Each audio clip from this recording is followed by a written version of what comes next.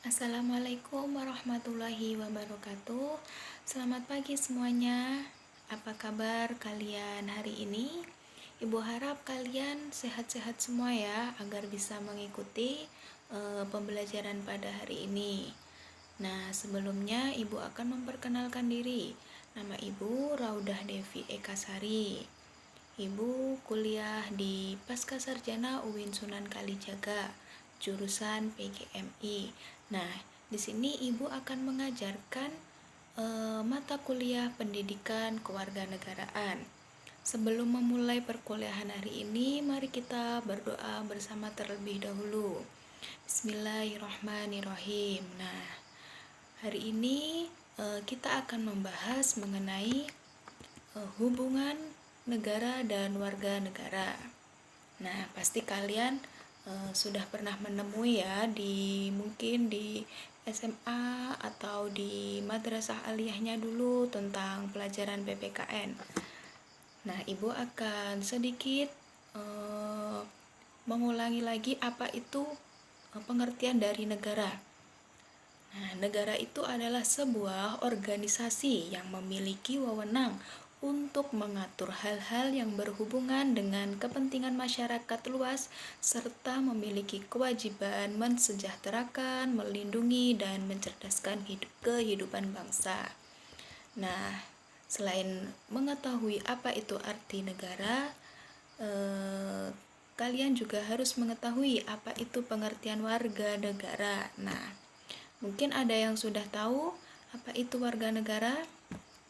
Nah, warga negara itu adalah sekumpulan orang yang menjadi penduduk suatu negara yang memiliki hubungan berupa status atau identitas, partisipasi, hak, serta kewajiban yang sifatnya timbal balik. Nah, itu tadi pengertian dari warga negara.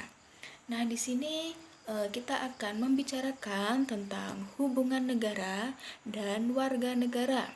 Nah, sebenarnya pembicaraan ini adalah pembicaraan yang sudah amat tua ya. Tokoh yang mencetuskan istilah terkenal Homo homini lupus atau bisa disebut maknanya manusia pemangsa sesamanya, mengatakan bahwa fungsi negara adalah menertibkan kekacauan atau chaos dalam masyarakat. Walaupun negara adalah bentukan masyarakat, namun kedudukan negara adalah penyelenggaraan ketertiban dalam masyarakat agar tidak terjadi konflik ataupun pencurian dan lain-lain.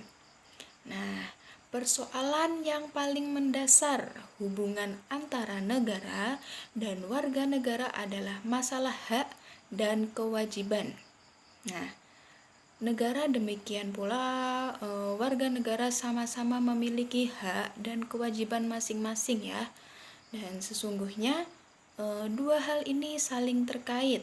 Karena berbicara hak negara itu berarti berbicara tentang kewajiban warga negara.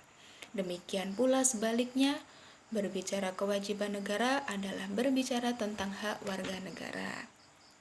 Nah, kesadaran akan hak dan kewajiban sangatlah penting. Seseorang yang semestinya memiliki hak namun ia tidak menyadarinya, maka akan membuka peluang bagi pihak lain untuk menyimpangkannya. Nah, gitu ya. Demikian pula ketidaksadaran seseorang akan kewajibannya akan membuat hak yang semestinya didapatkan orang lain menjadi dilanggar atau diabaikan. Pada bab ini akan dibahas pengertian hak dan kewajiban negara dan warga negara menurut Undang-Undang Dasar 1945 serta pelaksanakan hak dan kewajiban negara dan warga negara di negara Pancasila. Nah, pengertian hak asasi manusia sebagaimana tercantum dalam Undang-Undang Republik Indonesia Nomor 39 Tahun 1999 Pasal 1 yang menyebutkan hak asasi manusia adalah seperangkat hak yang melekat pada hakikat, dan keberadaan manusia sebagai makhluk Tuhan yang Maha Esa dan merupakan anugerahnya yang wajib dihormati, dijunjung tinggi dan dilindungi oleh negara hukum dan pemerintahannya, oleh negara hukum dan pemerintahannya ya, dan setiap orang demi kehormatan serta perlindungan harkat dan martabat manusia. Nah, itu tadi pengertian dari hak asasi manusia.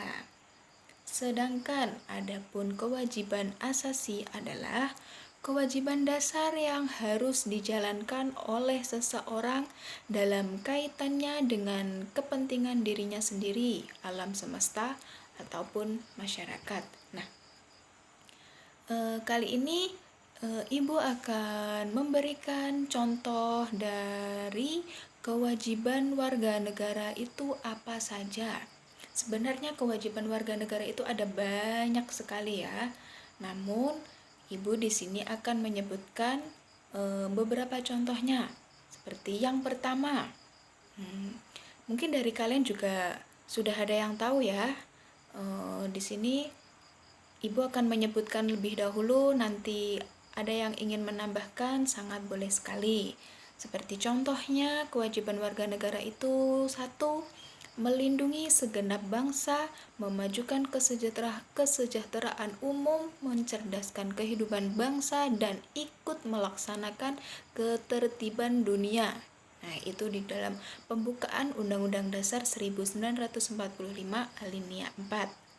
Nah, contohnya lagi, yang kedua, perlindungan, pemajuan, penegakan, dan pemenuhan hak asasi manusia adalah tanggung jawab negara, terutama pemerintah, di dalam pasal 281 ayat 4. Nah, yang ketiga, menjamin kemerdekaan tiap-tiap penduduk untuk memeluk agamanya masing-masing dan untuk beribadah menurut agamanya dan kepercayaannya. Itu pasal 29 ayat 2. Yang keempat, untuk pertahanan dan keamanan negara dilaksanakan melalui sistem pertahanan dan keamanan rakyat semesta oleh Tentara Nasional Indonesia dan Kepolisian Negara Republik Indonesia sebagai kekuatan utama dan rakyat sebagai kekuatan pendukung, pasal 30 ayat 2.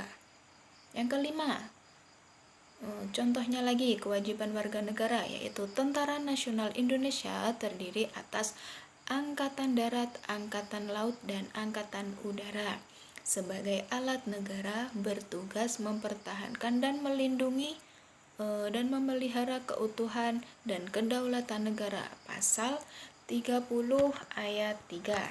Nah, yang keenam contohnya lagi, Kepolisian Negara Republik Indonesia sebagai alat negara yang menjaga keamanan dan ketertiban masyarakat bertugas melindungi, mengayomi, melayani masyarakat serta menegakkan hukum. Itu di dalam pasal 30 ayat 4. Nah, itu tadi apa? Kewajiban ya. Kewajiban sama hak itu berbeda. Dan yang ini Ibu akan menyebutkan apa saja hak warga negara.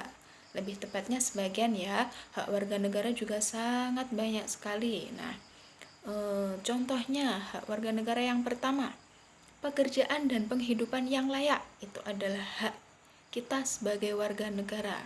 Itu di dalam pasal 27 ayat 2. Yang kedua, berserikat dan berkumpul mengeluarkan pikiran dengan lisan dan tulisan di dalam pasal 28.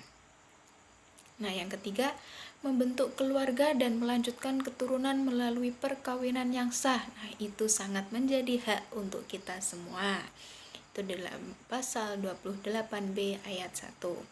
Yang keempat, hak anak atas kelangsungan hidup, tumbuh dan berkembang, serta berhak atas perlindungan dari kekerasan dan diskriminasi dalam pasal 28B ayat 2. Nah, yang kelima, contohnya lagi, mengembangkan diri melalui pemenuhan kebutuhan dasarnya, mendapat pendidikan dan memperoleh manfaat dari iptek, seni dan budaya. Itu di dalam pasal 28C ayat 1. Nah, yang keenam, memajukan dirinya dalam memperjuangkan haknya secara kolektif untuk membangun masyarakat, bangsa, dan negaranya. Itu di dalam pasal berapa? Di dalam pasal 28C ayat 2. Nah, contohnya lagi, pengakuan, jaminan, perlindungan, dan kepastian hukum yang adil serta perlakuan yang sama di dalam hukum. Itu di dalam pasal 28D ayat 1. Nah, itu tadi sebagian dari hak kita sebagai warga negara ya. Ada banyak lagi, mungkin nanti kalian bisa mempelajarinya lagi, apa saja hak kita sebagai warga negara. Sangat banyak sekali, dan contohnya yang sudah Ibu sebutkan tadi. Jadi hubungan negara dan warga negara dan negara itu memiliki pengaruh yang sangat penting ya.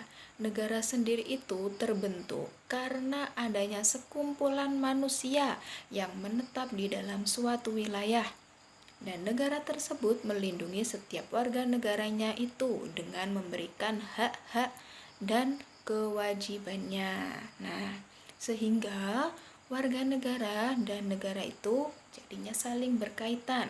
Nah, seperti itu. Nah, mungkin dari kalian ada yang bisa ditanyakan mengenai hubungan negara dan warga negara. Nah, mungkin cukup itu Ibu menjelaskan tentang pelajaran hari ini. Jika ada kesalahan, Ibu mohon maaf, dan terima kasih sebanyak-banyak. Terima kasih yang banyak. Wassalamualaikum warahmatullahi wabarakatuh.